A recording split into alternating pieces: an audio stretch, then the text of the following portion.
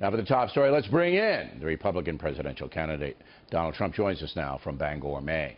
So I'm looking for specifics tonight, Mr. Trump. Do you have any for us? Well, I do have them, and I hate to give them out because, frankly, if I win it, it looks like I have a pretty good chance of winning. I don't like to be giving out all this information. I'd like to just go and do the job. If you look at General Patton, he wasn't one to give out information on television and then do whatever he has to do. Yeah, but I mean, hate to give it out, but we're going to have to. Us. I know that, but I've given out plenty. Believe me, I've given out. I was the one that said take the oil, and I hated to tell everybody. And we should have taken the oil when we left, and we didn't do it. And who has the oil now? ISIS has the oil, yeah, and Iran is going to have the oil from Iraq. Taking the oil is not going to stop people from blowing up airports and killing people in nightclubs. And so what I'm trying to get at here is, look, I just laid out a very specific plan. All right? But it's a plan that doesn't have, well, we're going to invade here and we're going to have this many troops here. We're not that. But just a plan that you mobilize the most powerful alliance on the face of the earth, okay? They commit, all right, to killing savages. That's a plan. 100%. All right. Yeah, President 100%. doesn't have a plan. No problem. I mean, I have to would do you it. do No that? plan whatsoever. Would you go to Brussels and get NATO? Certainly would you do it? Okay. So, Bill, if you remember, 4 months ago, I said that NATO is obsolete because they don't cover terrorism, and everybody smiled, and they all had a good time, and they were saying, well, what does he know, what does he know? But I said NATO's obsolete. I also said the countries of NATO aren't paying us what they should be paying us. They're not even living up to their agreement. Okay, so about 3 or 4 days after I said it, people that study NATO said, you know what, Trump is right. Then about 2 weeks ago on the front page of the Wall Street Journal, I read where NATO is setting up a whole terrorism organization, and I said it's obsolete because it doesn't cover terrorism properly.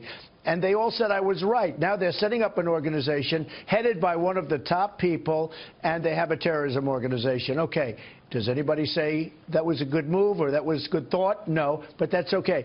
NATO ought to go in there and wipe them out. And I think also Turkey, you know, Turkey has been deceived by ISIS. And assuming this was ISIS that did the attack yesterday, Turkey has been totally deceived. Turkey is a very strong army. I have a feeling that Turkey will be unleashing a very strong force. So they're 50 miles away because of what happened. They're 50 miles away. They're very close. Yeah, they could get to Raqqa. They could get to Raqqa in 2 hours with a mechanized unit.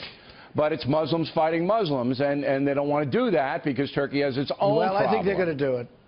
I think now they're going to do it. I think with the proper leadership in our country, Turkey would do it, and Turkey should do it. They have a massive military. They could do it, but we have to back them up as effectively as anybody. Yeah, Turkey's a member of NATO, okay?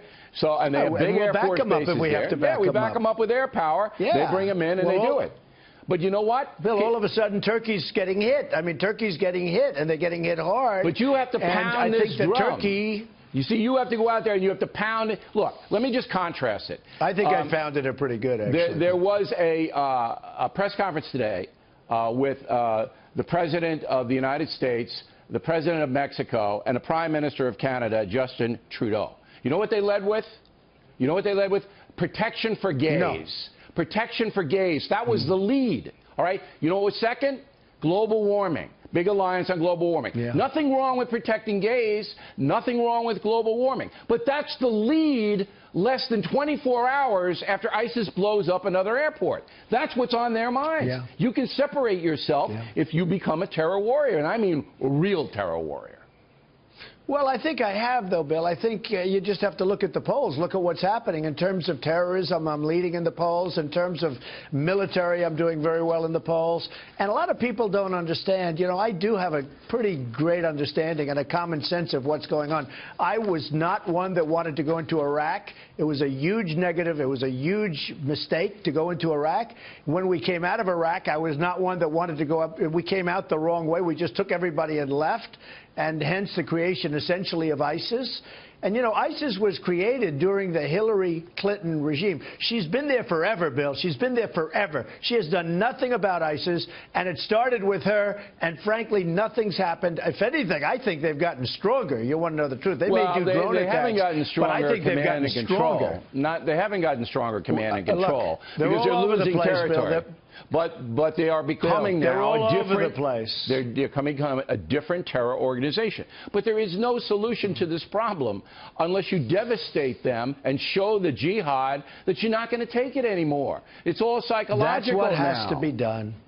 I agree. And not only that, the fact that they seem to have these victories, I don't know if you call that a victory, but it's a victory. It's perceived as a victory.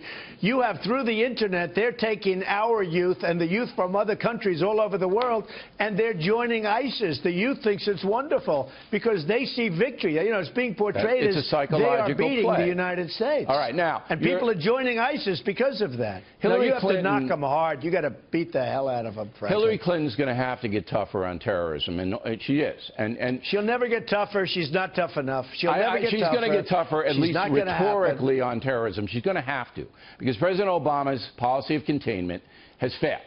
Everybody in the world knows it's I don't see it happening with her. She's not going to get tougher. It started under her. It was a little group of people. It could have been wiped out quickly and effectively then. Now it's a very large group of people, and it's only getting bigger. And if she gets in, it'll be massive, and we won't even have a country anymore. We're going to be afraid to walk outside. All right. Now we're going to hold Mr. Trump over. And Bill, remember one other thing. They're letting tens of thousands of people come in from Syria, and nobody knows who these people are. All right. Well, we went through that a lot already. of those people are ISIS. Okay. A lot of these people are ISIS. I'm not convinced of that, but I think there has to be a slowdown on that and a real vetting. But